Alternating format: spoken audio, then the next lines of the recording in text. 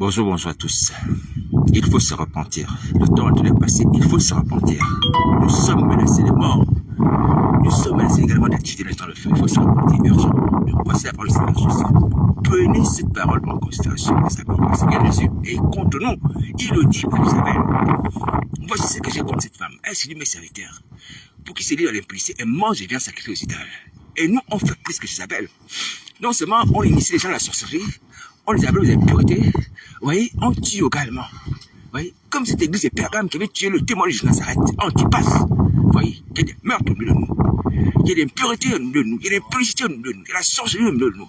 Et ça, c'est dans l'église de Jésus-Christ de Nazareth. Ça ne doit pas se faire. Impossible, impossible, impossible. Vous voyez, c'était un sacrilège. C'était un défi. Vous voyez, c'est comme si on insultait le Seigneur Jésus. Vous voyez, et ça, c'est pas sérieux.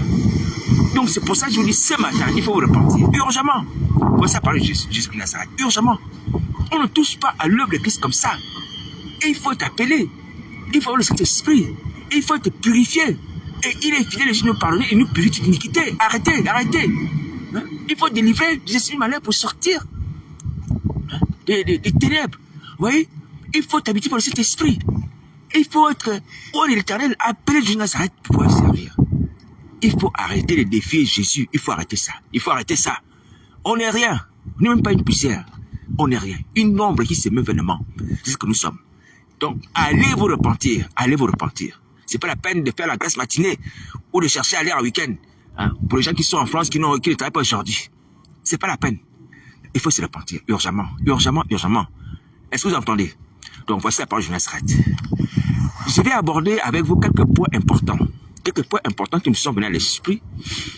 Et je voudrais vous partager ces points. Le premier point, c'est qu'il s'agit de la nature des petits enfants. Je pense que je vais revenir là-dessus. Parce que moi, c'est urgent. Il y a beaucoup de choses, je vous assure, qui sont urgentes, qui sont essentielles à connaître. Alléluia. Mais la nature des petits enfants est quelque chose de primordial. C'est-à-dire que c'est une condition sine qua non si on veut parvenir au royaume des cieux. Si on veut entrer dans le paradis de Jésus. Et voici ce que le Seigneur Jésus va dire à ce sujet aux disciples. Lorsqu'ils vont lui poser la question de savoir qui est le plus grand. Qui est le plus grand. Alors, lisons la Bible. Nous sommes dans le livre de Matthieu, chapitre 18. À partir du verset 1. La Bible raconte qu'en ce moment, les disciples s'approchèrent de Jésus et dirent, qui donc est le plus grand dans le royaume des cieux?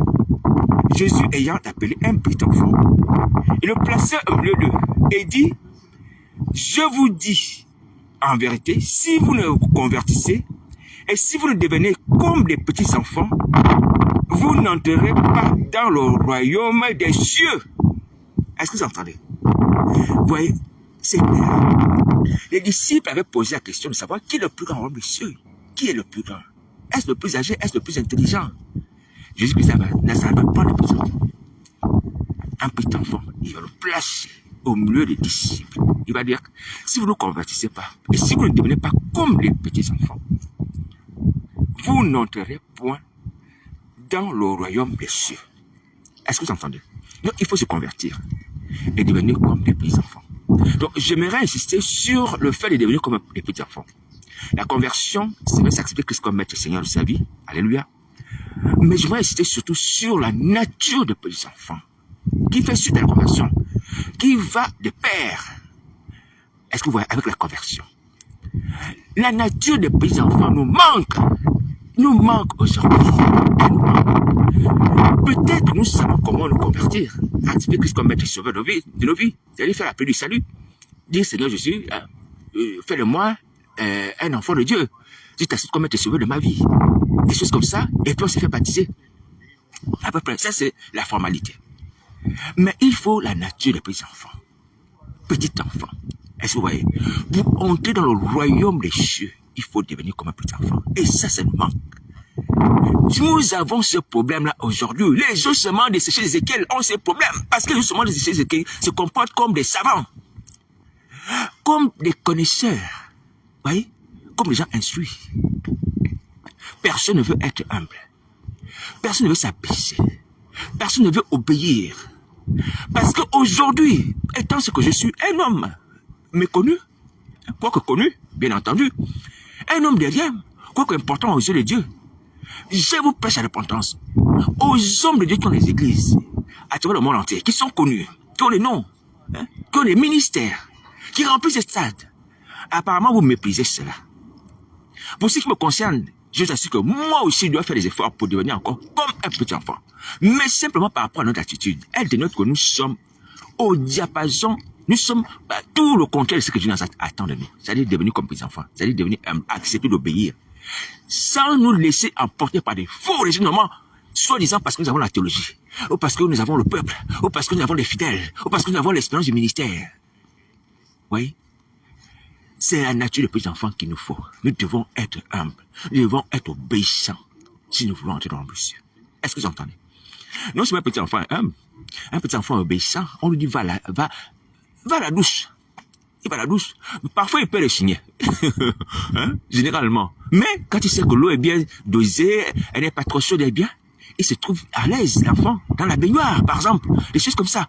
Ou bien il va prendre quelque chose dans le frigo. Il va chercher. Les enfants de 2 ans sont généralement obéissants.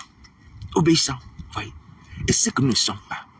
Alors, le problème que nous avons aujourd'hui, c'est notre nature d'ancien, d'ancien de l'église, d'ancien de la foi, d'homme de Dieu, de prophètes, avec tous ces tifles ronflants qui ne servent à rien. Ça nous bloque l'entrée dans le royaume des cieux. Est-ce que vous entendez? Il faut se dépouiller de cela. En d'autres termes, il faut accepter la crucifixion. La crucifixion, en fait, ça va détruire cette ancienne nature-là et va permettre que nous puissions renaître, devenir comme les enfants. Sans la croix, on ne peut pas changer de nature. Sans la croix, on ne peut pas changer de nature. Voici pourquoi Paul lui-même, hein, il va dire, je t'ai crucifié avec Christ. Vous voyez, si je vis, ce n'est plus moi qui vis, c'est Christ qui vit en moi. Paul a été réellement crucifié avec Christ parce que Paul, lui qui était pharisien, qui ne pouvait même pas manger avec les Samaritains, s'approchait des étrangers. Il pouvait maintenant aller prêcher l'évangile aux étrangers, aux gens de Thessalonique, aux gens d'Éphèse. Est-ce que vous voyez? Accepter même comme fils dans la foi, Timothée, qui était en partie moitié juif, moitié également grec. Vous voyez? Mais Paul qui était pharisien. Vous voyez, les pharisiens ne s'approchaient même pas des gens qui étaient soi-disant sués, impurs, comme cette femme de Moïse. Et Paul a aimé son ministère auprès des païens. Il a glorifié. Alléluia. Et Paul avait des soucis dans son âme à cause de ces églises. Et il avait été totalement crucifié et changé. Et Christ vivait en lui. La nature des petits enfants, par la personne de Christ, était en lui. Oui, en fait, je vous ouvre une parenthèse. Jésus-Christ Nazareth a une nature de petit enfant, si vous voulez. Lorsqu'il vous dit à moi aussi qu'il faut qu'on devienne comme petit enfant, en fait, il faut qu'on lui ressemble. Et il va le dire d'ailleurs que les petits enfants me ressemblent. Cette nature, c'est comme ça. Je vous assure que Jésus Nazareth est comme un petit enfant. Il est serviable. Même si le Seigneur est Seigneur, le roi des rois, tout genou fléchit, moi aussi, devant lui. Mais Jésus Nazareth est serviable. Il lave les pieds de ses apôtres. Pierre va dire, Seigneur, comment tu peux me laver les pieds? Non, il faut que je lave les pieds, sinon tu n'auras pas le parler avec moi. Jésus-Christ Nazareth accepte, lui, d'être comme un petit enfant, au milieu des disciples, des adultes. C'est sa nature, je vous assure, c'est un miracle. Ouais. Moi aussi, je suis confronté à ce lourd fardeau. Il faut que je devienne comme un petit enfant. Moi aussi, j'ai ce problème. Et nous avons tous ce problème. Je vous assure, on n'est pas serviable, on est tout orgueilleux, imbu de nous-mêmes. Et on ne peut pas entrer dans le ciel. Impossible, impossible, impossible. Donc, il faut accepter de devenir comme un petit enfant au travers de la croix. La croix qui tue l'ancienne nature. Alléluia. Et la conversion à Jésus Nazareth qui les permet de devenir enfants de Dieu. Ou du moins, ce petit enfant comme Jésus Nazareth le veut. Alléluia. Cette nature des personnes simples, humbles, obéissantes, serviables, qui ne se targuent pas de faux raisonnements. Ah, Seigneur Jésus. Des faux raisonnements. C'est-à-dire que tu prêches l'évangile à quelqu'un, tu lui dis que la femme ne doit pas pécher. La personne va te donner tout un tas de raisons. Oh, Déborah a ceci, cela. Oh, Anna a fait ceci, cela. Des faux raisonnements qui ne tiennent pas debout. Des faux raisonnements. Hein? C'est généralement les femmes, vous voyez, qui tiennent les micros, qui font ça. Vous voyez, des faux raisonnements. Parce que quoi? Parce qu'on n'est pas un petit enfant. En dehors du fait que Satan vous impose cela. Mais on est rempli de faux raisonnements. Un petit enfant n'a pas de faux raisonnements. Un petit enfant n'a pas de faux raisonnements. Vous voyez? Un petit enfant, en fait, c'est comme quelqu'un qui était un vase vide. Un vase vide. Vous voyez, quand le Seigneur va transformer l'eau en vin. Alléluia. on va lui donner des vases qui seront vides. Et il va mettre de l'eau dedans et l'eau va se transformer en vin. Voilà. Donc un petit enfant est comme ça. Il est né, il a 2 ans. Tout ce qu'il apprend du monde lui vient de ses parents, de l'éducation que lui donnent ses parents ou à la maternelle. Alléluia. On lui, toucher le couteau n'est pas bien. Il va écouter, toucher le couteau n'est pas bien. Ok, il accepte. Il n'a pas un raisonnement pour dire que non, bon, je toucher le couteau, mais j'ai quand même toucher le couteau. Pourquoi je ne peux pas toucher le couteau? C'est un objet? Non, il n'a pas ce raisonnement-là. Donc, en fait, parce que son cœur est vierge, il englobe tout ce qu'on lui dit simplement avec simplicité. Des cœurs, avec simplicité, des cœurs. Et vous voyez, il se soumet à ses parents. Il se soumet à la maîtresse. Vous voyez, un petit enfant, vous êtes tout assis franchement. Si on ne devient pas comme le petit enfant, moi le premier, on ne peut pas entrer là-bas. Jusqu'à ce qu'on ferme la porte. Il va nous faire. Non, c'est un combat que moi je dois mener parce qu'il y a encore beaucoup de faux raisonnements dans mon âme, beaucoup de préjugés dans mon âme. Je ne peux pas faire ceci, je ne dois pas faire cela, je suis comme ça, je suis comme ça. Mes amis, nous avons ce problème tous, je vous assure. Nous devons le régler. Et ça se règle par la croix. Que la croix de Christ puisse tuer cette ancienne nature que nous avons. Des personnes orgueilleuses, des personnes hautaines, des personnes qui connaissent la Bible, qui ne veulent pas s'abaisser, qui ne veulent pas servir les autres, même devant ceux qui nous sont inférieurs, même socialement parlant, on ne veut pas s'abaisser. Non, cet homme est pauvre, il n'a pas d'argent, il n'a rien. Comment moi je vais suivre son conseil? Oui, des choses comme ça. Oh, on a la preuve dans la Bible que il y a un homme sage qui était pauvre, mais qui a sauvé toute une ville. Ah oui, vous voyez, un homme pauvre, sage, qui a sauvé toute une ville. Malheureusement, les gens de la ville n'ont pas été reconnaissants vis-à-vis du pauvre, qui était sage. Personne ne prend en considération la sagesse du pauvre. Mais pourtant, la sagesse du pauvre est, on va dire, la sagesse du pauvre est salutaire. C'est écrit dans la Bible. Vous voyez? Donc, c'est quelque chose qui est la nature de l'homme. L'homme adamique, à cause du péché. Alléluia. Mais Christ est venu nous donner le mystère de la croix par lequel nous devons changer et revêtir sa nature de petit enfant. C'est sa nature qui s'appelle petit enfant. Alléluia. Voilà, c'est la nature de Christ. Alors donc, c'est ça notre problème aujourd'hui. Alors donc, j'aimerais vraiment que nous soyons comme des vases vides. Non pas vous, mais aussi moi. En acceptant tout simplement les paroles de Christ. En obéissant sans résigner, sans raisonner. On vous dit de repentir, repentez-vous. Allez à gauche, allez à gauche. Allez à droite, allez à droite. Confessez au péché, confessez au péché. Acceptez Christ comme maître et Seigneur de vie. Vous acceptez Christ comme maître et Seigneur de vie. Arrêtez de raisonner. Arrêtez de raisonner. Vous voyez que même le Seigneur a des choses qu'il a enseignées, enseignées aux disciples. Il n'a pas dit de pourquoi les choses. Alléluia. Il n'a pas dit de pourquoi les choses.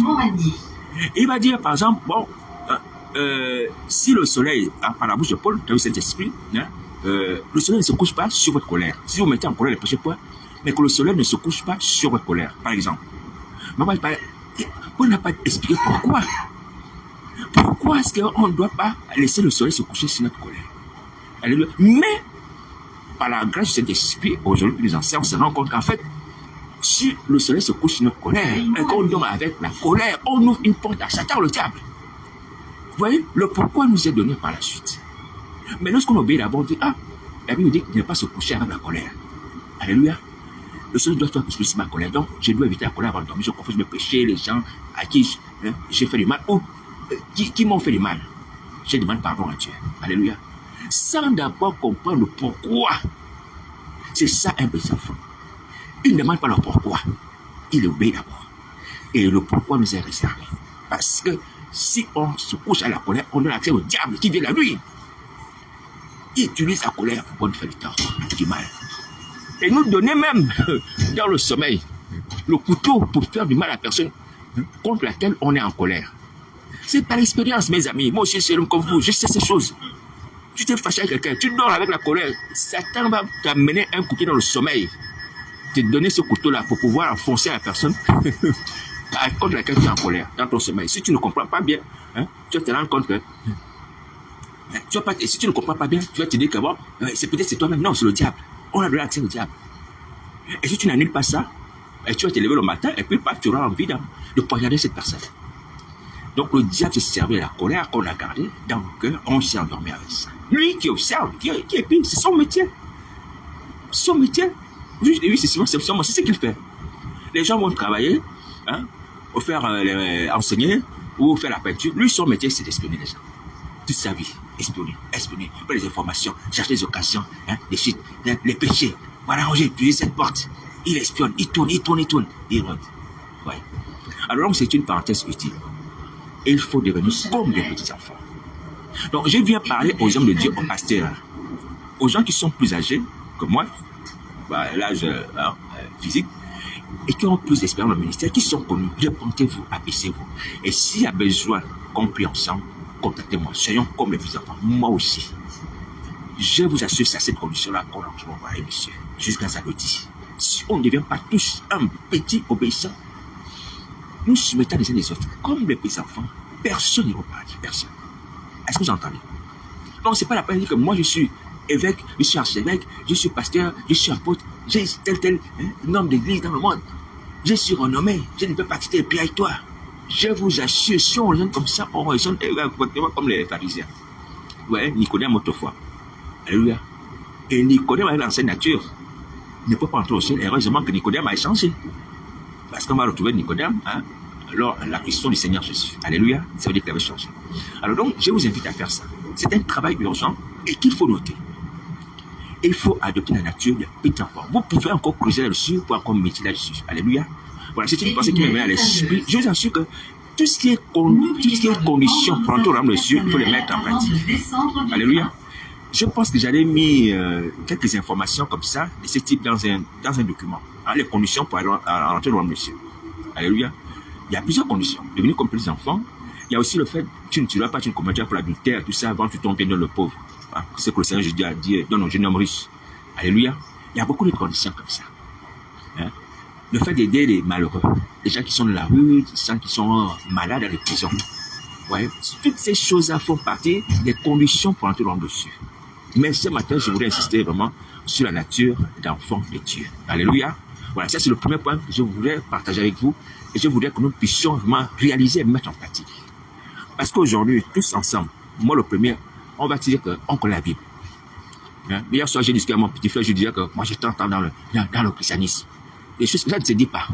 Il peut m'apprendre les choses. Alléluia. Il peut m'apprendre les choses. Donc on doit tous, comme des petits enfants, tous s'abaisser. Alléluia, écoutez et appliquer. Lorsque la chose est bonne, on applique. Elle n'est pas bonne, on dit non, cette chose n'est pas bonne. Alléluia.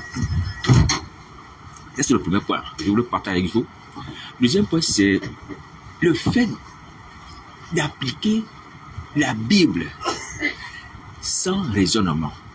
Alléluia. C'est ce que Jacques va dire.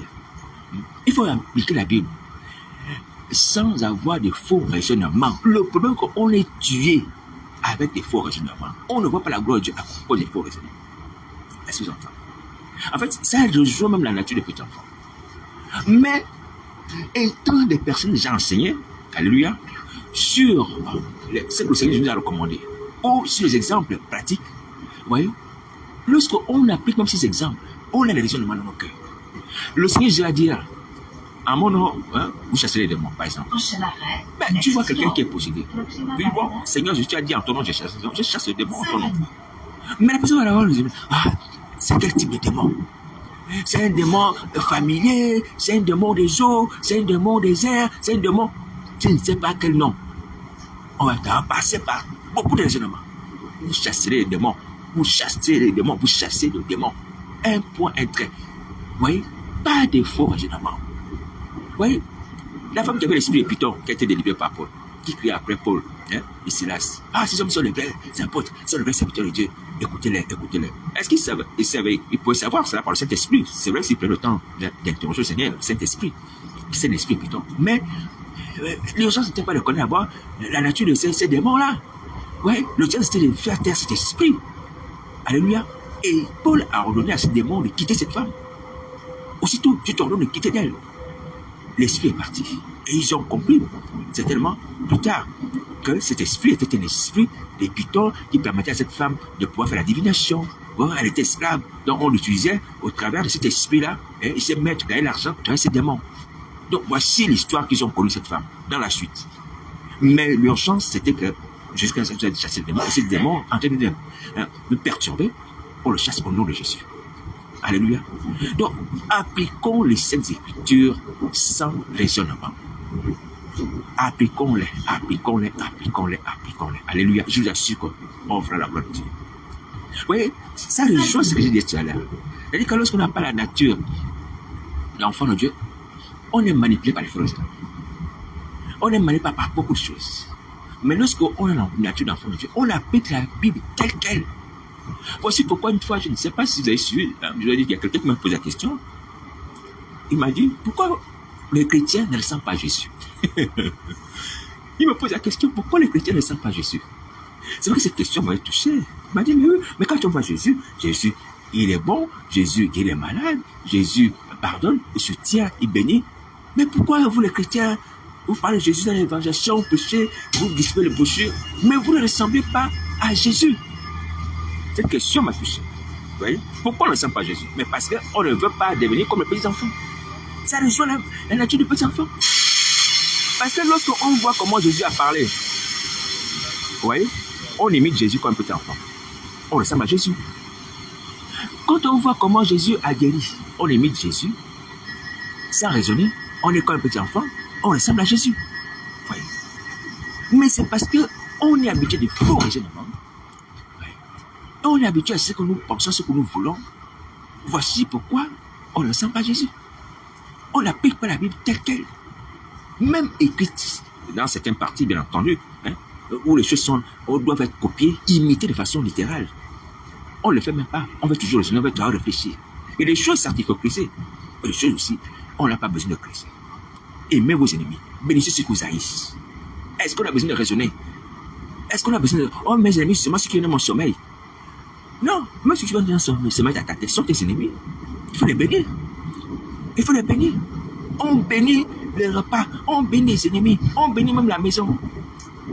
Oui. Quand on rentre dans une maison, Seigneur, j'ai dit, salut la maison. Combien de personnes saluent les maisons quand vous allez évangéliser? Parlons d'évangélisation. Quand vous allez évangéliser les gens, vous faites de porte à porte. Je l'ai fait aussi. Bon, moi, on le faisait surtout dans les rues. Oui. Est-ce que vous saluez d'abord la maison? Est-ce que vous souhaitez la paix à cette maison? Est-ce qu'on applique ça? Est-ce que nous, les chrétiens, on applique même ça? Non, vous voyez, ah Seigneur Jésus, on a des recommandations, on a une ligne de conduite, ouais. On a un fil directeur, c'est-à-dire que on a un cheminement qui est écrit, noir sur blanc, on n'applique même pas. Tu vas évangéliser dans un quartier. Alléluia, tu salues d'abord la maison. Applique la Bible, noir sur blanc. Seigneur Jésus, que ces maisons soient bénies, ceux qui l'habitent soient bénis. Merci pour les portes qui nous sont ouvertes ici pour prêcher ta parole. Alléluia. Et le Seigneur nous a dit que bon, si cette maison est digne de vous recevoir, si elle vous reçoit, bon, elle aura la paix. Ouais, vous la bénissez, vous souhaitez la paix. Sinon, votre Père repart à vous si vous ne reçoivez pas. Mais vous bénissez la maison, vous souhaitez la paix. Au nom de Jésus. Est-ce qu'on fait ça quand on évangélise? Réellement. Oui, je ne sais pas. Je ne sais pas. Moi, je ne me souviens pas de l'avoir fait. Oui. Mais c'est vrai qu'on salue les gens. Ça, c'est une recommandation, on va dire, machinale, vous voyez, qui peut être faite même par les païens. Mais ce n'est pas la même chose que Christ nous demande de faire. Il nous demande de souhaiter la paix. La paix de Christ, la paix de Christ. Sinon, la paix là repart à vous si la maison ne vous reçoit pas. C'est pas la sécrétion, c'est le mot. Alléluia. Avant d'évangéliser. Oui, il y a des choses comme ça qui sont écrites qu'on n'applique pas. Parce qu'on n'a pas la nature des petits enfants. Mais on s'étale d'être grand évangéliste, pasteur, apôtre. Bon, après, il y a des gens qui sont des disciples sans péché, sans évangéliser. On va dire sans évangéliser, ils prêchent. Parce que c'est quoi? C'est les démons, c'est la sorcellerie qu'ils font. Ouais, c'est la magie qui apporte des gens. Mais ceux qui veulent marcher selon les critères de Christ, selon les voies de Jésus de Nazareth, marchez selon ce qu'il a recommandé et vous verrez la gloire de Dieu. Alléluia. Appliquez la Bible. Arrêtez les faux raisonnements. Appliquez la Bible à voir la gloire de Dieu. On va ressembler à Jésus de Nazareth. Ça, c'est le deuxième point. Alors, donc, je tenais vraiment à nous dire ces choses ce matin, vraiment de façon urgente. Vous voyez, on ne voit pas la gloire de Dieu parce qu'on n'applique pas la Bible comme il se doit. On n'applique pas la Bible comme il se doit. Alors, le troisième point qui m'est venu à l'esprit, que je me partage avec vous, c'est des choses sur lesquelles, vraiment, je vous assure, il faut creuser, il faut mettre en pratique. Moi aussi. Je vais revenir certainement là-dessus, je ne sais pas, mais il y a plein de choses comme ça que je promets. que le Seigneur je m'aide à tenir mes promesses. Sur le fait que nous devons avoir des opinions arrêtées. Bon, les opinions arrêtées, j'en ai déjà parlé. Un enfant de Dieu doit marcher avec des opinions arrêtées basées sur la parole de Dieu. Je reprends. Un enfant de Dieu doit marcher avec des opinions de Dieu basées sur la parole de Dieu. Le diable est menteur. Ça ne doit pas changer. Qui se transforme en l'enfant, qui se transforme en nounours, qui prend le visage de Jésus. Le diable est des menteurs. Opinion arrêtée. Ça reste dans ton cœur. Dans ton cœur, dans ton esprit, dans ton âme. Le diable était menteur. Le diable était meurtrier. C'est écrit dans la Bible. Peu importe, il va t'embrasser, il va te donner l'argent, il va te conduire dans une voiture comme un prince. Le diable était meurtrier. C'est écrit dans la Bible. Opinion arrêtée. Idée fixe, préjugé. Ces préjugés-là est juste, il est bon, il est parfait. Alléluia. Ça, c'est du côté du diable. Maintenant, du côté de Dieu, Dieu est parfait. Ah, ça, mes amis, Dieu est parfait. On ne comprend pas souvent les actions de Dieu, mais Dieu est parfait. Ça, c'est une opinion arrêtée qui doit aussi rester dans notre âme, dans notre esprit. Dieu est parfait. Je ne comprends pas, mais Dieu est parfait. Je dois déjà avoir dans mon esprit que Dieu est parfait. Et c'est vrai. Il va m'ouvrir les yeux pour m'expliquer la nature de ses perfections. Alléluia. Mais déjà, à partir de certaines choses, comme Paul posait quand tu as la nature, on voit que Dieu est parfait. Là, comment le ciel est beau. Alléluia. Les étoiles, la nature, les fleurs. Puisque Dieu est parfait, ce que Dieu fait est parfait, et sa nature est parfaite. Et lorsqu'on regarde le caractère de Dieu, là sont ses œuvres, mais le caractère de Dieu. Dieu est amour. Est-ce que l'amour n'est pas une perfection? Est-ce que l'amour n'est pas une bonne chose? Qui n'aime pas l'amour? Il n'y a que le diable qui n'aime pas l'amour. Qui n'aime pas l'amour? Il n'y a que le diable. Mais tout le monde désire l'amour. Les femmes désirent l'amour de leur mari. Les maris désirent l'amour de leurs femmes. Les enfants désirent l'amour de leurs parents. Les parents désirent l'amour de leurs enfants. Alléluia. On aime l'amour. On veut l'amour. Et Dieu est amour. Personne ne peut détester l'amour. À moins qu'il soit habité par le diable. Vous voyez? Donc l'amour est une bonne chose. Et lorsque Dieu est amour, ça veut dire que nous avons un bon Dieu. Alléluia. Et l'amour ne fait pas de mal à son prochain. Parce que quand on aime son prochain, on ne va pas le poignarder. Quand on aime le prochain, on ne va pas le maudire. Quand on aime le prochain, on ne va pas lui voler l'argent. Bien au contraire, on va l'aider, on va l'encourager, on va le soutenir, on va lui porter de l'argent. Et l'amour est une bonne chose. Et ça fait partie de la nature de Dieu. Est-ce que vous voyez? Donc, Dieu est vraiment parfait. Donc, dans notre esprit, nous doit avoir cette idée arrêtée que Dieu est parfait. À cause de sa nature d'amour et à cause de ces yeux dont je parlais, le ciel, les étoiles, toutes ces choses qui sont parfaites. Alléluia. Deuxième chose que nous avons comme idée arrêtée, nous devons avoir comme idée arrêtée dans notre esprit, Dieu est lumière. Par rapport à la nature de Dieu. Dieu est lumière. Alléluia. Vous voyez, nous avons ici les lampes. C'est bien que tout le monde aime la lumière. Qui aime marcher dans l'obscurité? Qui veut marcher dans l'obscurité? Qui aime manger dans l'obscurité? Personne. Alléluia. À moins que cette personne soit habitée par le diable. Et c'est Satan lui-même qui aime l'obscurité. Alléluia. Quoique, mais c'est un hypocrite. Parce que dans son royaume, il y a aussi la lumière. Même s'il dit qu'il aime le prince des ténèbres, il aime les ténèbres. Il y a quand même la lumière dans son royaume des ténèbres là-bas aussi. Vous voyez? Il y a quand même aussi la lumière dans son royaume des ténèbres. Donc, nous aimons la lumière. La lumière est une bonne chose. Ça réjouit l'âme, les yeux. Alléluia. Voilà. Vous voyez? Là où ils sont en train de marcher, les lumières partout sont éclairées. Même s'il fait déjà jour, le jour est en train de s'élever, mais on aime la lumière parce que tout le monde veut marcher avec assurance, ne pas trébucher, ne pas tomber. La lumière est positive. Et Dieu est lumière, c'est ce que Dieu nous dit. Et je sais son fils, lorsqu'il vient nous révéler sa nature, il dit, je suis la lumière du monde. Est-ce que vous voyez? Celui qui me suit ne marche pas dans les ténèbres, mais la lumière, la vie. Donc du coup, on peut courir vers jusqu'à Nazareth. Parce que quelqu'un qui se dit lumière, c'est quelqu'un qui va nous éclairer, qui ne va pas permettre qu'on se trébuche, qu'on ait des accidents, qui va nous illuminer. On va se réjouir de la lumière. Alléluia. La lumière est une bonne chose qui fait du bien à l'âme, qui fait du bien à l'homme, mes amis. Dieu est parfait et Dieu est bon. Voyez pourquoi, mes amis, nous devons aimer Dieu. Nous devons aimer Dieu. Dieu n'impose pas à l'homme de l'aimer comme simplement pour dire que parce que je suis Dieu, tu dois m'aimer. Tu dois m'aimer. Si tu es ton Dieu qui t'a créé, tu dois adorer. Non. Quand on regarde la nature de Dieu, son caractère, doit nous amener à l'aimer. Est-ce que vous entendez? On regarde la nature de Christ. Christ, je vous assure, humblement, sans être quelque chose, je me tiens devant sa face. Je suis indigne. Si vous voyez Jésus de Nazareth, Jésus ressemble à un petit enfant de 2 ans. Son visage, à certains moments, on va dire à certains moments, visage celui d'un petit enfant de 2 ans. Il y a la douceur qui est répandue sur Jésus. En sorte que quand tu vois un petit enfant, tu vas le prendre dans tes bras. Et voici pourquoi les chrétiens aiment Jésus. Jésus-Christ est comme ça. Son visage est doux comme celui d'un petit enfant de 2 ans. Jésus de Nazareth. Il le dit. Les petits enfants me ressemblent. J'ai dit une facette. Alléluia, parce qu'il y a plusieurs facettes. Parce qu'il y a aussi une facette où les yeux comme une flamme. Là, c'est autre chose. Là, c'est pas l'église d'Athie. Donc, vous voyez un être comme ça, qui est un peu douceur. Comment ne pas l'aimer? Comment ne pas l'aimer? Comment ne pas l'adorer?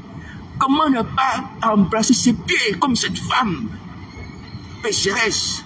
Lorsqu'elle se retrouve devant la face du Seigneur, je dis à Dieu, Seigneur, je vais juste embrasser les pieds.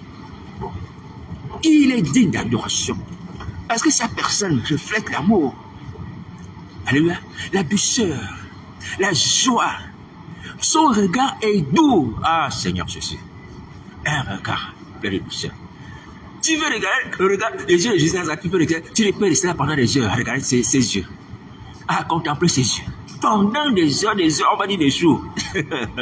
J'ai que les yeux de Jésus. Alléluia. C'est fort que, humblement, je me dis, mais Seigneur, comment est-ce que tu peux te fâcher? Avec une telle douceur dans les yeux, comment je peux te fâcher? Mais il se fâche. Il se fâche. Alléluia, il se fâche. Et à juste titre. Mais il est bon. Je vous assure, les gens de France d'ailleurs, hein, Jésus est bon. Hein. Je vous assure, Jésus est bon. C'est la bonté manifestée en chair. Alléluia. Jésus est plus bon que ton mari, ma soeur. Jésus est plus bon que ton mari. Jésus est plus bon que ta femme, mon frère. Mais je ne dis pas qu'il ne faut pas aimer. Hein. Les maris ne doivent pas aimer leur femme et les femmes ne doivent pas aimer leur mari. Non, il est plus bon. Alléluia. Il est bon. Il faut rester accroché à Jésus. Alléluia. Alors donc je disais que nous devons avoir des opinions arrêtées. Il doit rester dans nos cœurs. Dieu est parfait. Il est parfait. Même si les choses que je ne comprends pas, que Dieu me demande de faire, je sais que c'est une chose parfaite. Alléluia. Les conséquences vont te le démontrer. Tu vas voir par la suite que, ah Seigneur, ce que tu m'avais dit, c'est vrai. C'était la bonne chose. Je vous assure, aujourd'hui, moi qui suis, on va dire, dans cette fausse lion, par ma volonté et à cause de ma folie, je comprends que Jésus-Christ Nazareth a dit quelque chose de bien dans ma vie. Mais j'ai cherché une voie tortueuse, je me retrouve maintenant dans la fausse lion. Mais Jésus Nazareth aura pitié de moi, me faire sortir dans ce fausse lion, dans un certain domaine de ma vie. Alléluia. Dans ce certain domaine de ma vie. Il y a un certain domaine de ma vie qui est encore dans la fausse lion. Mais je vais vous dire, mes amis, Dieu est parfait, son Fils est parfait. Nous devons avoir ces épées arrêtées dans nos âmes, les esprits. Je suis dit, Seigneur, c'est que tu demandes, j'obéis.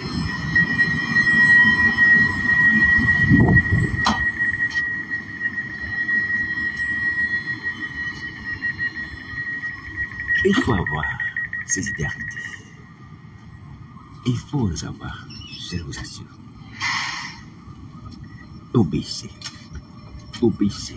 Parce que c'est parfait. Tout ce qu'il dit est parfait. Répondez-vous, convertissez-vous. Mes amis, il n'y a pas beau message que cela. Les gens comme nous qui avons péché, qui méritions depuis longtemps la mort est en vous. On mérite d'être lapidé. Vous voyez? On mérite d'être scié, d'être brûlé. Mais Christ nous laisse. Mais je ne comprends pas pourquoi est-ce que c'est vrai que le corps de l'homme est bizarre. Celui qui est bon, on a tendance à mépriser sa bonté. Mais celui qui est méchant, on a tendance aller vers cette personne. Je ne comprends pas cette façon de faire. Je ne comprends pas, je ne comprends pas, je ne comprends pas. Mes amis, c'est le contraire. L'intelligence doit être nouvelle. On doit être attiré par celui qui est bon. Hein? Et rejeter celui qui est mauvais. Moi, voici la logique des choses. C'est un qui est mauvais. Et vous, il péché contre l'homme qui est juste. Juste ça. Et vous allez pécher. Oui, c'est pas sérieux. C'est ce qu'on ne comprend pas. C'est ce qu'on ne comprend pas. Alors, donc, je vous ai dit, il faut avoir ses préjugés. Hein? Ses idées fixes à notre esprit. Dieu est bon, il est parfait, son Fils est bon et parfait. Alléluia. Alors, j'aimerais continuer encore dans cette affaire de préjugés-là pour dire que nous avons aussi le devoir, lorsque nous vivons sur la terre, de comprendre qu'il y a une lutte, bien entendu, je vais dire inutile, vous comprenez, vous allez comprendre plus tard pourquoi je dis inutile. Une lutte inutile du mal contre le bien. Je dis lutte inutile du mal contre le bien. Donc, c'est-à-dire que la lutte inutile du mal contre le bien, c'est-à-dire que le combat que Satan mène contre Dieu est un combat inutile. Pourquoi? Parce que la victoire est déjà donnée à Golgotha. À Golgotha, Dieu, par son Fils, a dépouillé le diable, a vaincu, lui aussi de toquer de mission. Est-ce que vous voyez? Et c'est que Esaïe va dire, les ténèbres ne régneront pas à toujours sur la terre. Parce qu'il y a un temps où la lumière se lève. Et il va dire à Israël, lève-toi. Hein? Ta gloire se lève. Hein? Lève-toi. Ta gloire se lève. Christ a tout accompli. Alors donc, le diable qui mène un combat, je dis, combat pour unité, tente de combattre quoi? Il tente de combattre la vérité. La vérité, c'est quoi? La vérité, c'est qu'il est vaincu. La vérité, c'est quoi? Qu'il est dépouillé. La vérité, c'est quoi? La vérité, c'est que l'homme a reçu le pouvoir sur lui. L'homme a reçu le pouvoir de chasser des démons. C'est un combat inutile. Il faut le comprendre. Vous voyez, Satan, tant qu'il est encore en pleine liberté, a le droit de tenter de se battre contre cette vérité. Mais il n'y a aucune puissance contre la vérité. Aucune puissance. Si ce n'est l'homme qui se laisse séduire. Qui se laisse séduire par cette fausseté de Satan. Oh non, Satan vraiment, il est grand. Satan vraiment, il est puissant. Satan vraiment, c'est lui l'éternel. Satan vraiment, il est... Voilà, on doit l'adorer. Oui. Mais il n'y a pas d'adoration à Satan, il n'y a pas de louange à Satan, il n'y a pas de considérer Satan, ni plus ni moins que comme un être vaincu dépouillé, et dont l'homme a le pouvoir de chasser et de marcher sur lui. Et c'est la pure vérité, c'est biblique. Est-ce que vous voyez? Or, dans ce combat qu'il mène contre la vérité, qu'il est dépouillé, qu'il est vaincu, les gens se sont laissés aller, et particulièrement les chrétiens, c'est là où le bas blesse. Mon âme est triste et déchirée. Les chrétiens qui voient par les Écritures, les anciens chrétiens, les pasteurs, les apôtres, qui avaient marché avec Jésus, vous avez vu comment il avait vaincu le diable, même lorsqu'il venait vous combattre. Dans le sommeil, il le sait, il le fait, lui-même, même pas ses démons. Il fuyait. Est-ce qu'il a entendu le sang de Jésus jusqu'à présent? Lorsqu'il a entendu le nom de Jésus, il fuyait. Mais comment est-ce que vous avez laissé encore Satan vous assujettir, vous qui aviez la victoire déjà de Christ, à accepter que le mensonge prenne le dessus sur la vérité? Alors que ça ne devrait pas être cela. Oui. Mais, je veux le dire, sans vous condamner, que même si le diable a réussi à lui faire tomber certains d'entre nous, alors, il ne demeure pas moi que c'est écrit noir sur blanc, et ça demeure dans le ciel sur la terre et sous la terre que Christ a triomphé. Et que la vérité a triomphé du mensonge. Que la lumière a triomphé des ténèbres. Est-ce que vous voyez? Donc, ces préjugés pouvaient se fixer. Moi également demeurer dans notre esprit que la vérité qui a triomphé, donc elle triomphera toujours du mensonge. Elle triomphera toujours du père du mensonge. Que la lumière a triomphé, elle triomphera toujours du père des ténèbres, du prince des ténèbres. La lumière est venue à Golgotha. Vous voyez, pendant la crucifixion de Christ. Il y a pendant 3 heures. La 6e et la 9e heure, il y avait les ténèbres sur toute la terre. Mais après la lumière blanche. Christ a triomphé des ténèbres. La mort régnait jusqu'à ce que Christ arrive. Mais lorsque Christ meurt, les gens qui étaient morts sont rejetés des cellules. Le voile s'est déchiré. Christ a triomphé de la mort. Est-ce que l'obligant était condamné pour son péché? Il ne peut pas avoir accès au paradis. Mais lorsque Christ est là-haut sur la croix, content de la requête de Satan, il peut dire Seigneur, souviens-toi de moi quand tu viens dans ton règne. il va entrer au paradis. La grâce a triomphé sur la condamnation. Cet homme était condamné, mais la grâce a triomphé. La grâce qui nous est venue par Jésus.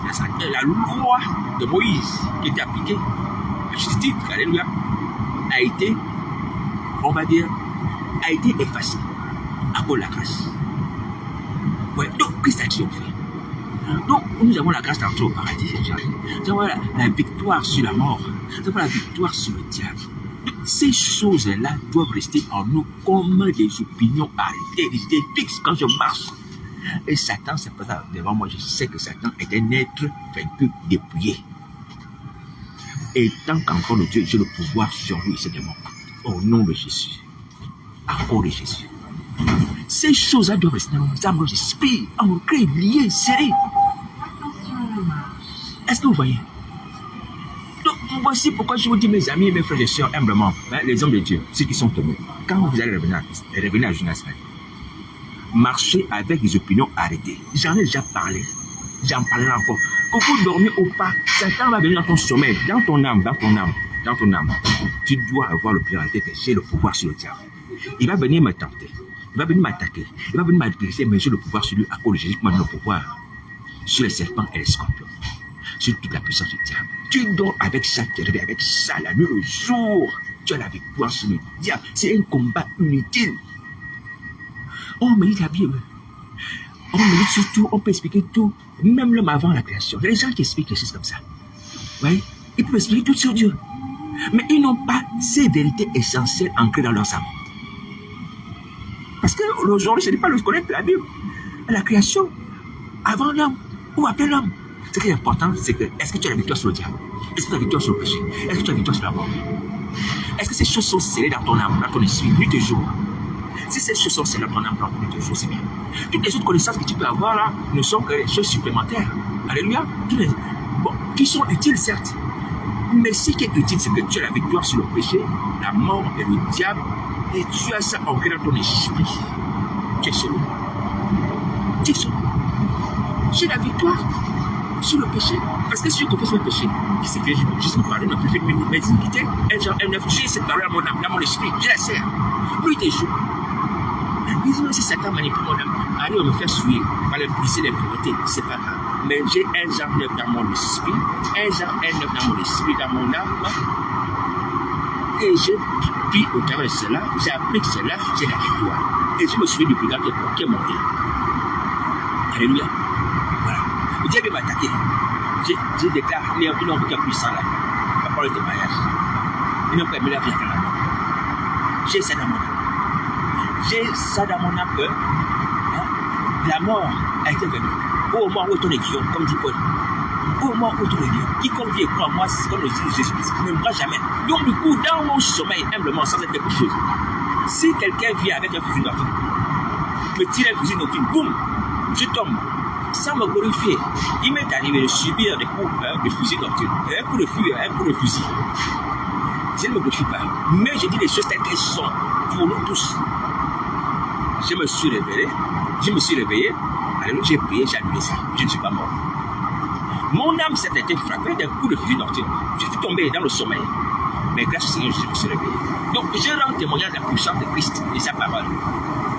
Donc lorsqu'on a pris la parole de Christ, je ne mourrai pas, je vivrai, je raconterai les gens à cause de Christ, tu ne vas pas mourir. Tu ne vas pas mourir. Mais ce sont des choses qui doivent rester dans ton âme parce que ce sont nos plus grands ennemis, la mort, Satan et le péché.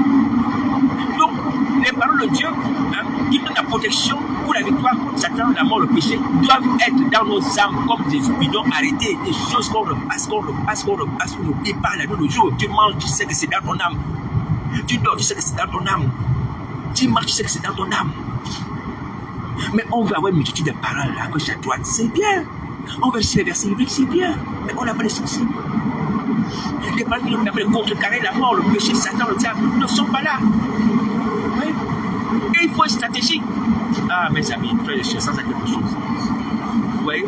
Donc, ça c'est quelque chose. Je ne suis rien, mais je vous dis, si on applique ces choses, on l'a. Parce que Satan pense que l'être humain, le chrétien, qui n'a pas ces genres de paroles dans son âme, est malléable. Vous voyez? Est malléable. Mais on a les paroles sur le péché. On a parlé sur la victoire contre le diable. On a la victoire contre le péché, contre le diable, contre la mort. Et ça suffit déjà. Vous voyez, ça suffit pour nous sauver. Vous voyez? Regardez, ça peut arriver que même l'impureté ou l'impudicité, mais tu confesses, Christ pardonne et purifie. Alléluia. Tu reprends cette parole, tu l'appliques à nouveau. Toutes les fois que ça va t'arriver, tu appliques.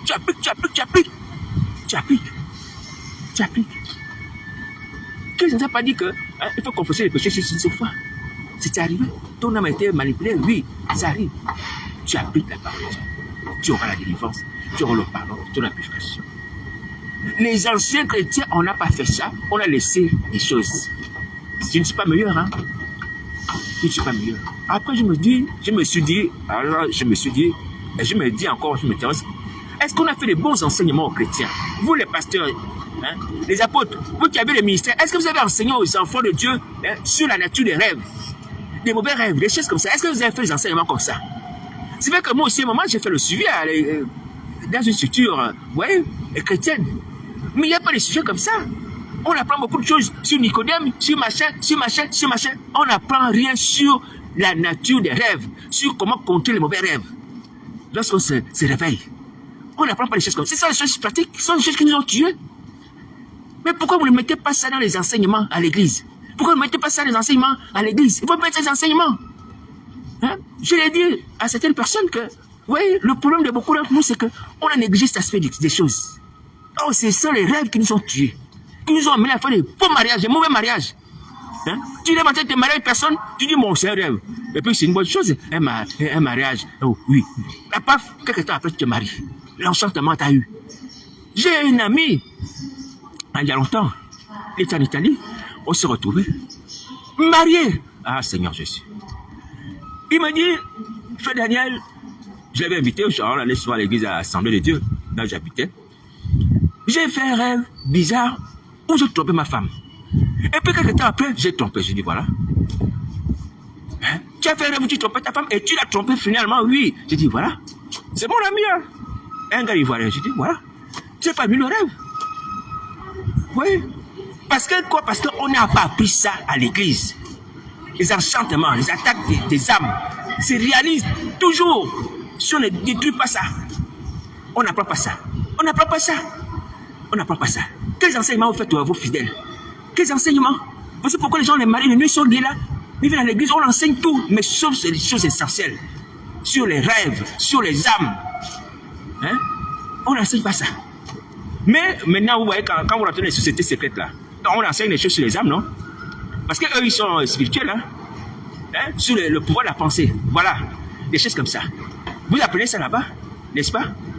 Mais je ne dis pas que c'est même en enseignant, mais ce sont les mêmes domaines d'activité. Hein? Les mauvaises pensées ouvrent accès à Satan. Pourquoi on n'enseigne pas ça aussi? Mais dans le monde ténèbre, là-bas, on enseigne dans les sectes. Comment influencer les pensées de quelqu'un au travers de tes propres pensées? Vous enseignez, vous apprenez ça là-bas. Mais là, vous êtes tombé. Mais c'est pas possible. C'est quoi cette église que nous avons eue? Hein? On a appris tout, on n'a pas appris l'essentiel. Hein? Satan agit par les pensées. Satan n'a pas besoin que tu couches avec une femme physiquement. Si tu as des pensées d'impulsité dans ton âme, Satan rentre en toi. Tu es animé par les pensées d'impulsité, Satan rentre. Il rentre par les pensées impures. Et ça, c'est dans la Bible. Vous voyez? On a enseigné tout sauf ça. Et alors que lorsqu'on est combattu avec le Saint-Esprit, comme enseignant que Jésus nous a donné, est-ce qu'on devait être captif, tomber aujourd'hui? Honnêtement, on devait tomber aujourd'hui. J'ai découvert la puissance du sang de Christ plus tard. Je lisais ça. Hein? Le sang de Christ nous donne la victoire, il enverra Christ en Jésus. Bon, comme un récit de la Bible. Je connaissais beaucoup le nom de Jésus. Mais c'est dans le combat. Et en lisant aussi, c'est vrai, je ne le cache pas, l'expérience des autres. Lorsque le Seigneur Jésus m'a dit qu'il faut apprendre le combat spirituel, qu'il faut appliquer le sang de Jésus, c'est là où j'ai commencé à comprendre que le sang de Christ. Et quand j'appliquais, je voyais qu'il y avait des faits. Mais dans ma jeunesse en Christ, ou dans les enseignements qu'on faisait, où on assistait, on ne parlait même pas de la puissance du sang de Jésus. Or, aujourd'hui, qu'il monte, qu'il descende, si un chrétien veut accéder au ciel, il faut passer par le sang de Jésus. Il faut passer par le sang de Jésus. Tu as le sang de Christ, tu as la victoire. Surtout, la mort, le péché, Satan. Même sur les choses matérielles, le sang de Christ a toutes les portes. Tu as un entretien. Ah, Seigneur Jésus. Je vais vous raconter ce témoignage. Tu es en entretien. Tu n'as pas jeûné. J'ai dit bien, tu es en entretien, tu n'as pas jeûné. Parce que nous, les chrétiens, on aime jeûner. C'est bien le jeûner. Alléluia. Mais tu dis, Seigneur, ton sang. Ton sang a brisé les rochers. Ton sang a brisé les rochers. Que ton sang brise toute opposition à ce que ma candidature soit retenue. Alléluia. Toute opposition à ce que ma candidature ne soit pas retenue. Toute opposition. Que ton sang m'ouvre les portes. Ton sang ouvert les sépulcres. Jésus sait qu'il était mort. Que ton sang m'ouvre les portes d'entreprise. Les portes de ce ministère. Les portes pour pouvoir avoir cet examen. Tu pries comme ça. Et tu prends ton dossier, tu dis j'asperge le sang de Jésus. Il ne faut pas faire le truc de magie. Le sang de Christ par la foi. Va déposer. Va faire ton entretien. Tu seras retenu. Si tu es sincère, je te dis bien si tu es sincère, tu seras retenu. Si tu es sincère, tu seras retenu. Le sang de Christ nous donne la victoire sur tout. La maladie. Tout. C'est ici maintenant que j'ai compris ça. Vous voyez, sans être quelque chose, ceux qui me connaissent, ils voient que j'achète beaucoup de choses qui sont en rouge. Les vêtements rouges, les sacs rouges, ou peu importe, peu de choses sont rouges. À cause de quoi, j'ai découvert ça. On va dire, pas trop tard, mais au bon moment. Alléluia. Vous voyez, le sang de Jésus, Nazareth, le sang de Jésus. Vous voyez, les choses comme ça. Est-ce qu'on apprend ça dans l'assemblée? Je ne sais pas. Je ne sais pas. Vous voyez qu'on peut avoir toute la connaissance. Mais si on n'a pas le sang de Christ Nazareth, on ne connaît rien. Parce qu'on ne peut pas sortir de là. Là où nous sommes, accès au ciel sans le sang de Jésus. Impossible. Il donne l'accès au Père, la communion au Père.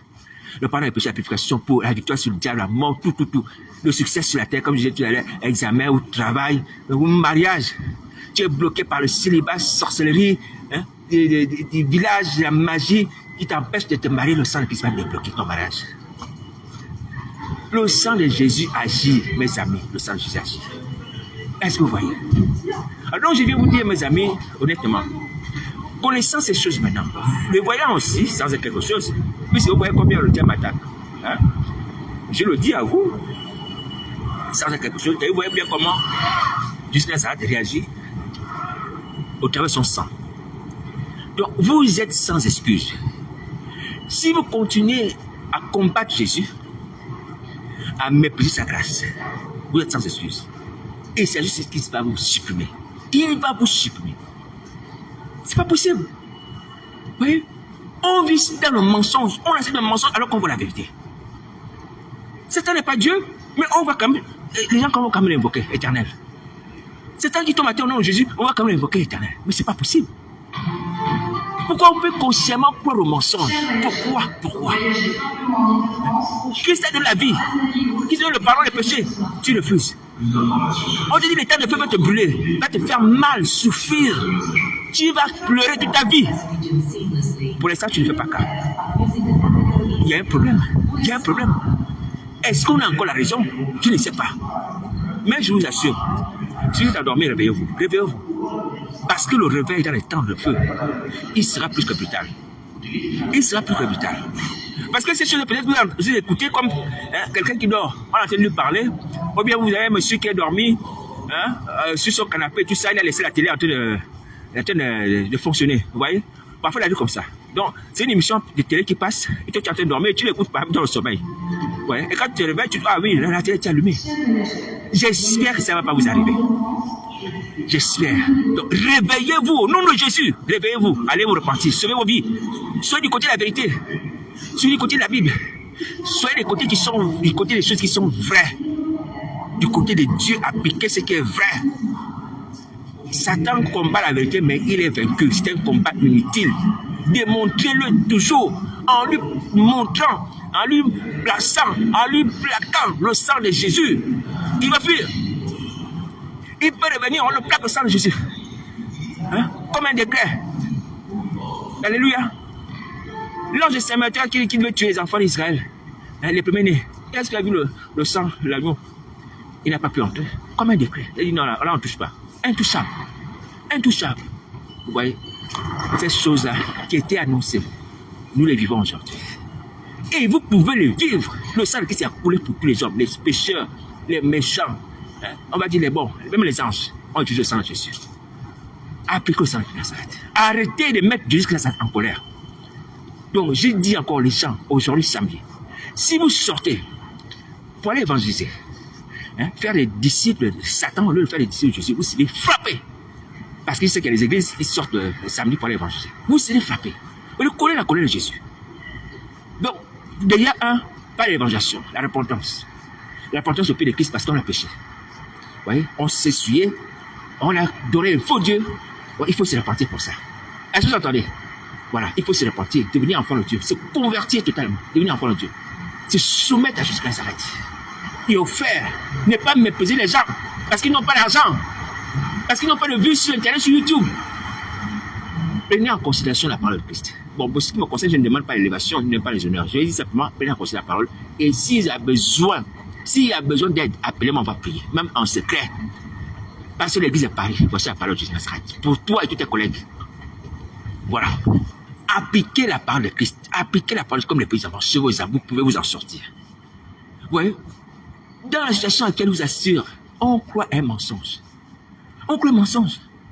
Le mensonge qui consiste, je l'ai déjà dit, je vais dénoncer derrière, à dire que personne ne peut quitter la sorcellerie et vivre. C'est un mensonge. Personne ne peut quitter la sorcellerie et vivre. C'est un mensonge. Manassé a quitté le diable. Il a vécu. Il a dépouillé l'église, ou du moins le temple de Jérusalem, là où il y avait les idoles de Satan. Manassé, il a vécu. Est-ce que Manassé est mort? Non, il n'est pas mort. Vous voyez? Donc on vit sur les mensonges. Alors là, moi je me pose la question, et je me la pose encore aujourd'hui. Est-ce que consciemment on veut continuer à vivre dans ces mensonges? J'ai volontairement, et je me dis, mais Seigneur, aide-nous. Mais vous aussi, quand même, c'est pas possible. C'est pas possible. Pourquoi vous attachez la corde au cou et vous jetez du haut de la falaise? Mais c'est ce que vous faites. Vous attachez la corde au cou, vous jetez du haut de la falaise. Arrêtez de faire ça. Arrêtez de vous condamner. Arrêtez de vous condamner. Vous n'avez plus de condamnation. Jésus a tout accompli à Tarzan. Repentez-vous, confessez vos péchés. N'ayez pas peur de Satan. Prenez courage. Alors, donc, je vais vous rappeler quelque chose d'important qui animait les anges lorsqu'ils ont vécu le diable. Ils n'ont pas aimé leur vie jusqu'à la mort. Voilà, c'est un caractère, ou du moins attitude. Ils n'ont pas aimé leur vie jusqu'à la mort lorsqu'ils ont vaincu le diable. Il s'agissait de chasser Satan du ciel, l'accusateur. Alors, donc, vous aussi, quand vous voulez quitter le diable, vous ne devez pas aimer votre vie jusqu'à la mort. Alléluia. Et sachez-le, vous avez encore une double assurance. C'est que, vous n'allez pas mourir. Parce qu'on quitte le diable, on ne meurt pas. Celui qui quitte le diable vient jusqu'à ce ne meurt pas. Celui qui croit en moi a la vie éternelle, jusqu'à ce garantit la vie éternelle. Alléluia. On ne meurt pas. Impossible. Impossible. 2. Jusqu'à s'arrête. Si Satan vous fait mourir, Jésus ressuscite les morts. Deuxième assurance. Est-ce qu'avec ça, tu ne peux pas quitter le diable toi aussi? Tu ne peux pas quitter la sorcellerie? Oh non, ils ont les brigades partout, ils ont les gens qui nous espionnent, les caméras à gauche à droite, ils m'appellent le téléphone, ils ont des messages, internet. C'est pas grave, tu ne mourras pas, tu ne mourras pas. Et si tu meurs, tu vas ressusciter. Marche avec cette double assurance dans ton âme, arrête de faire le mal. Et c'est pour ça que tu vas aller voler les gens. Tu vas aller voler les gens.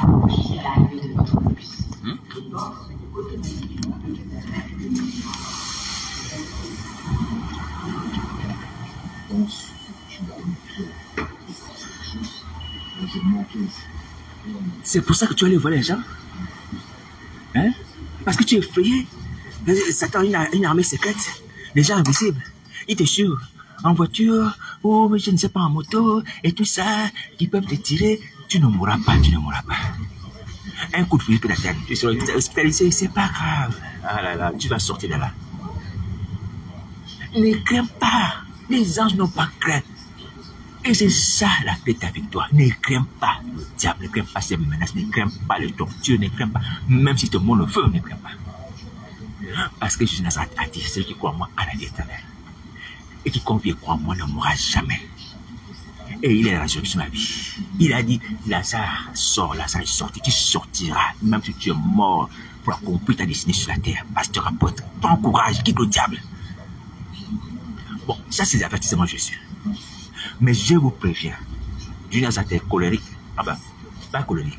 Il s'est mis en colère. Alléluia. Si après tout ça, vous continuez à aller maudire les gens, livrer les âmes à Satan, et vous positionnez devant quelqu'un qui n'est pas Dieu, vous allez sentir sa colère. Vous allez la sentir. Malheureusement, vous serez dans une mauvaise posture où il n'y aura plus d'importance. Parce que le Seigneur mort là-bas, il ne va plus vous sortir. Il ne va plus vous sortir. Vous allez crier, il ne va plus vous sortir. Au-delà des temps de feu, il ne va pas vous sortir des temps de feu. Est-ce que vous entendez? Mais ce n'est pas possible. On a tout ça, toute cette chose. Moi qui suis rien, un homme de rien, sans rien, mes amis, sans rien, sans force, ni quiconque me prie pour moi, écoute de prières, d'intercession, frère et sœurs, à Christ, personne. Je ne suis pas arrivé, c'est vrai. Mais Christ me garde en vie. Vous pensez que j'ai la force là-haut? Est-ce que j'ai fait les jeûnes à sec tous les jours de la semaine? J'ai fait ça? Vous voyez les jeûnes à sec? Puisque vous m'exprimez. Non, ce n'est pas les jeûnes à sec. La volonté que Christ a donnée à tout homme.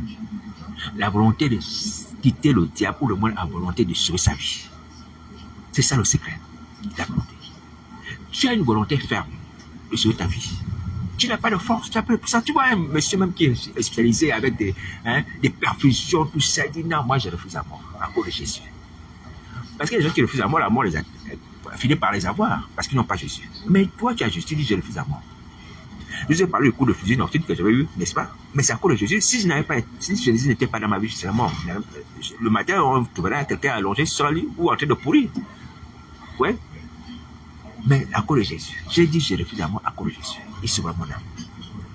Mes plans, qui sont ces projets, sont encore étants. Ils sont encore là. Ils doivent encore se réaliser. Les projets de Nazareth dans ma vie doivent se réaliser. Ces projets. Je ne partirai pas avant que les projets se réalisent dans ma vie. Impossible. Tout doit s'accomplir avant que je ne parte. Et j'ai pris Dieu que c'est en ce ici. Et quiconque combat les projets de Christ dans ma vie, tu combats Jésus. Et tu combats Jésus, tu vas tomber comme sur le tas sur le chemin de Damas. Je le répète encore. Sorciers, marabouts, autorités, riches, pauvres, des gens de ma famille d'ailleurs. Ce n'est pas la peine de venir par les sentiments, des peurs de loi, de chercher à me nuire. Ce sont les gens de Mimvoul. Mimvoul, ma région, on va dire la région de mes pères, de mes parents. Ou les gens de France, ce n'est pas la peine. Les décès de qui s'accomplissent. Je vous assure, il n'y a pas de sentiments. Mon père et ma mère c'est celui qui fait la volonté de Jésus. Donc, quiconque me combat, parce que moi je ne suis rien, quand vous me combattez, ceux qui me combattent, c'est à cause des projets de Jésus, n'est-ce pas? Voilà. Mais ces projets de Jésus Nazareth là vont s'accomplir. Même si vous devez périr, être puni, ils s'accompliront. Pour ça, je dis Seigneur, donne-moi le zèle. Donne-moi le zèle, un aide dévorant pour voir tes projets se réaliser. C'est réalisé. Donc, vous êtes prévenus, vous êtes prévenus. Il ne faut pas dire que je suis méchant, je ne suis pas méchant. Je veux le salut de vos âmes, moi aussi. Comme jusqu'à cette, je veux le salut de mon âme. Alléluia, je veux aussi le salut de mon âme. Je veux le salut de mon âme, je veux le salut de vos âmes. Non, que personne ne cherche à nuire à une autre. Personne ne cherche à nuire. Cherchez le salut de vos âmes, moi aussi je cherche le salut de mon âme. Maintenant, si vous obéissez à Satan, parce que vous craignez les tortures, ou si c'est cela, vous allez rencontrer Jésus. Je vous l'avais dit. Même si il m'arrive d'être diminué, je n'ai plus la force de parler ou quoi que ce soit, je suis à terre s'il arrive. Alléluia. Mais dans mon âme, mon esprit, je dis Seigneur, tes décès doivent s'accomplir dans ma vie. Il ne peut pas avoir la victoire. Jamais. Les ténèbres ne doivent plus régner. C'est fini. Les ténèbres ne doivent plus régner. Ta volonté s'accomplit. Ta volonté s'accomplit dans ma vie.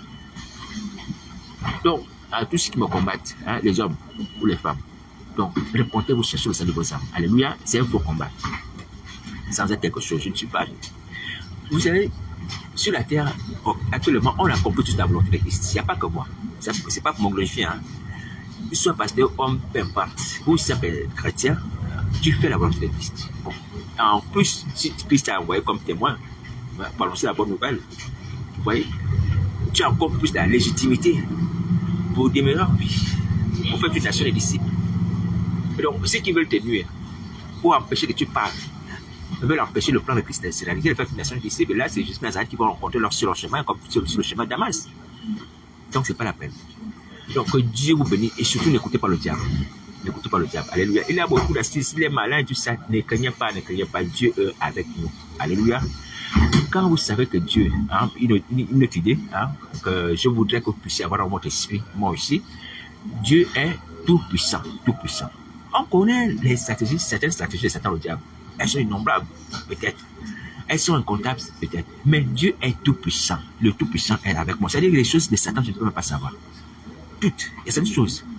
Mais comme j'ignore certaines choses, Dieu qui est tout puissant, qui est au-dessus de Satan, qui a créé le diable, Lucifer, il est plus puissant que Satan. Donc, si Dieu est avec toi, Lucifer peut faire ce qu'il veut. Il n'y aura pas d'effet. Alléluia.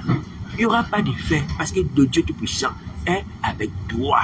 Il va dire à Moïse, va en Égypte délivrer mon peuple. Moïse dit à Dieu, ah Seigneur, moi je suis qui pour parler à Pharaon? Moi je n'ai que, je suis un simple petit berger.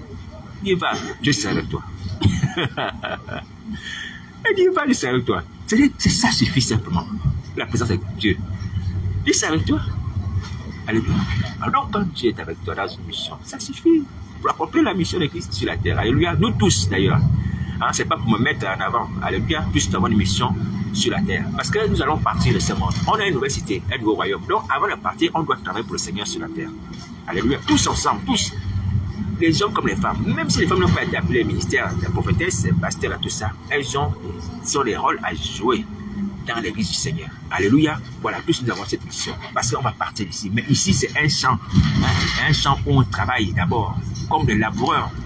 Et après, on aura au ciel où on sera récompensé, on aura des salaires. Vous voyez? Donc, tous, on a une mission. Alléluia. Tous ensemble, les hommes comme les femmes. On a une mission. Donc, la vie ne se limite pas au mariage. Je veux dire, c'est aux femmes qui sont mariées, chrétiennes. Ah, je suis marié, je m'occupe de mon mari, mes enfants. Non. La vie ici-bas va au-delà du mariage et du fait de s'occuper des enfants, des travaux domestiques. Il faut servir le Seigneur. Aquilas et Priscille, un couple chrétien, servaient le Seigneur ensemble. Ils étaient ensemble. Je pense que lorsqu'ils ont exhorté Apollos pour rectifier un peu sa connaissance par rapport à la nouvelle doctrine. Vous voyez? Donc ils servaient le Seigneur ensemble. Vous voyez? On va partir d'ici. On est là pour servir Dieu, son Fils. Alléluia. Voilà. Pour que l'Église croisse, qu'il y ait un nouveau disciple. Il faut gêner, il faut prier. Aujourd'hui encore, on assiste à des scandales. Nos frères pasteurs qui commettent l'abus vis-à-vis des femmes, vis-à-vis des enfants, toutes ces choses-là, c'est pas bien. Alors, donc, comment arrêter ça? Il faut prier.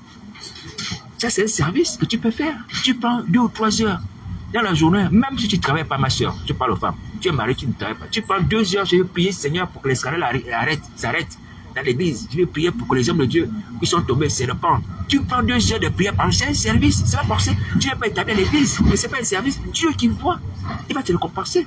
Le Seigneur qui voit, il va te récompenser. Tu pries pour que son église marche bien. Alléluia. Ouais, ceux qui sont tombés se relèvent. Ouais, c'est une honte de voir que ce sont les juges qui connaissent les pasteurs. Ouais, ils ne se répandent pas. Donc, Dieu est obligé d'assister ces hommes pour qu'on ait comme un pasteur abonné là. Vous voyez? C'est triste. Mais il faut arriver jusqu'à ce degré. Et pour arrêter le péché. Il faut arriver à ce degré pour arrêter le péché. Mais à la femme qui est mariée, alléluia, qui n'est pas de ministère en tant que prophétesse, qui n'est pas biblique ou pasteur, peut prendre 2 heures de prière, d'intercession pour l'église, dans sa maison, et ça c'est bien. Vous voyez? Donc c'est un service que tu peux rendre au Seigneur. Alléluia. Même l'homme qui n'est pas établi à l'église, comme pasteur, ou même, il y a des groupes dans les églises, des groupes d'évangélisation, des groupes de ceci, cela, tu rentres dans un groupe qui sert le Seigneur. Et tu peux faire beaucoup. La moisson est grande, je t'assure, la moisson est grande. On a actuellement sur la terre 8 millions d'individus qui n'ont pas encore connu Christ comme maître et sauveur. On va dire 7 millions et poussières si on enlève les chrétiens. Vous voyez? Donc il y a un travail énorme à faire, un travail d'évangélisation. Un travail de demander au Seigneur d'envoyer les ouvriers dans sa moisson. Donc, il faut beaucoup prier pour ça. On a du travail, mais c'est vraiment du travail. On a du travail. Aller au bureau, c'est bien. Aller se chanter, c'est bien. Mais ces choses vont s'achever. Alors, c'est terminé. Après, on va se retrouver au ciel. Le Seigneur Jésus va regarder ce qu'on a fait sur la terre comme travail spirituel par rapport à son église. Vous voyez? Donc, voici l'urgence. Voici l'urgence à faire. Alors, je vais terminer en disant, pour l'instant, en disant que, honnêtement, je vous assure que mon âme est blessée à cause du sentiment de Jésus de Nazareth. Je le comprends, mais il ne faut pas abuser sa bonté. Christ nous donne le souffle de vie ce matin. Pour que nous puissions nous repentir, nos yeux. Mais si toi, tu te lèves encore, parce que Satan t'a donné une mission pour aller voler les gens, pour aller envoûter, livrer les âmes, que Christ passe. Ah oui, hein. Ouais, depuis un certain temps, je déclare ça. Que Christ te frappe de mort. Qui te frappe de mort. Qui te frappe de mort. Tu es assez averti. Assez averti. Tu vois la grâce de Dieu. Tu vois également les puissances de Satan. Qu'est-ce qu'il faut pour te convertir? Tu arrêtes de faire le mal. Qu'est-ce qu'il faut? Qu'est-ce qu'il faut? C'est pas possible. C'est pas vrai. C'est pas vrai. Vous arrêtez le mal. Non seulement utiliser le nom de Jésus-Christ pour mentir. Oui. Vous qui êtes là, est-ce que vous êtes d'accord qu'on utilise votre nom pour mentir? On va aller prendre l'argent. Hein? On va aller prendre les crédits. On prend votre nom. Vous serez d'accord qu'on prenne vos noms comme ça? Hein? Et prendre les contraventions, on utilise votre nom. Vous serez d'accord? Mais vous utilisez le nom de Jésus pour mentir, faire le mal. Vous séduisez les femmes. Oui. Même vous exercez le faux ministère comme Jézabel. Ah, Seigneur Jésus. Repentez-vous. Vite, repentez-vous. Vite, hein, repentez-vous. Repentez-vous, repentez-vous. Vous arrêtez ça. Vous arrêtez ça. C'est pas possible. Que personne ne cite mon nom dans ces incantations. Je t'assure, ma soeur, mon frère, si tu sais Christ qui est dans cette voie, qui te frappe, c'est ma prière qui te frappe. Ne dis pas que, ah, mais frère, tu es violent, frère, tu n'es pas gentil. Je te dis déjà. Si tu cites mon nom dans tes incantations là, que Christ te frappe. Qui te frappe. Tu es assez averti. On va vous supporter jusqu'à quand? C'est pas possible. C'est pas possible. Vous n'êtes pas des sorciers, on va dire des sorciers inoffensifs. Ou des prisonniers qui sont là passifs dans leur prison, qui ne font que les promenades ou faire la lecture. Vous sortez, vous allez lire les gens, vous revenez. Vous sortez, vous allez tuer les gens, vous revenez. Est-ce que vous pensez que c'est normal? On vous a dit arrêtez, arrêtez, arrêtez. Vous ne voulez pas arrêter. Mais quelqu'un se frappe de mort. Il a promis la mort à Jézabel. Il a dit à Jézabel, j'ai eu le temps avec ses repentis, il ne veut pas se repentir. Je vais la punir. Je suis lui. Car ça, le même pauvre. Donc, voici la parole de Nazareth. Donc, vous arrêtez. Les missions que vous avez reçues aujourd'hui, vous arrêtez ça. Même pour sortir l'évangélisation, là. Hein, vous arrêtez tout. Vous reportez. Vous reportez. Donc, voici la parole de Nazareth. S'il y a besoin de prière, je suis disponible. Mon numéro de téléphone, c'est le 07 58 48 48 71. On va prier ensemble. On va prier. Le Seigneur est d'accord pour qu'on prie. Oui? Donc, si tu as besoin d'aide, tu peux m'appeler. On va prier ensemble, tu seras libéré. Est-ce que tu entends, pasteur apôtre? Tu entends? Tu seras délivré au nom de Nazareth. L'esprit malin qui est en toi là, qui donne les hommes, va quitter. Il va partir. Le sang qui va le faire fuir. Le nom de Jésus va le faire fuir. Voilà. Donc, tu peux y arriver. Tu peux y arriver. Arrête de faire le mal. Arrête de faire le mal. Donc, tu es les armes avec les fous sataniques. On arrête aujourd'hui. On arrête tout aujourd'hui. On arrête le mal aujourd'hui. Voici la parole de Christ. Donc, agissez. Est-ce que je vais vous dire encore une chose importante? Le temps que Christ nous a donné, le temps est en train de passer. Et j'ai donné du temps, attention, un temps qui est en train de s'écouler, quand c'était terminé, sans qu'on réponde favorablement à son appel. Attention, ça ne va pas être comme ça, hein, tout le temps. Ça ne va pas être comme ça éternellement. Donc, je vous dis encore, je crains que vous allez vous réveiller dans le temps de feu le souffle. Je crains. Moi, j'étais assez averti. Alors là, si quelqu'un est envoûté, Satan t'a envoûté, t'a enchanté. Alléluia. Prends conscience que tu as le sang de Christ s'arrête. C'est enchantement te quitte. Tu entends déjà un message qui te dit qu'il y a un envoûtement, parce que le serpent envoûte. Donc, puis, tu as le sang de Christ s'arrête. L'envoûtement me quitte. Tu comprends, tu n'es pas fou. Tu comprends que ce que tu fais est mauvais. La preuve, c'est que tu le fais en cachette. Tu sais que la sorcellerie est mauvaise, tu sais, le mensonge est mauvais. Voilà pourquoi tu te déguises. Tu changes d'apparence quand tu as visité les gens. Tu sais cela. Alors là, maintenant, si tu sens que Satan me pousse à faire, ou qu'il y a une force qui me pousse à faire ça, je n'ai pas la capacité de résister. Prie maintenant au temps du sang de Jésus Nazareth. Tu as compris? Prie au temps du sang de Jésus Nazareth. Et arrête de visiter les gens dans le sommeil. Voici la parole de Nazareth, sinon tu seras frappé. Hein? Quand tu te retrouves nu sur la toiture de ta maison, nu, morte ou mort, homme comme femme, bon courage.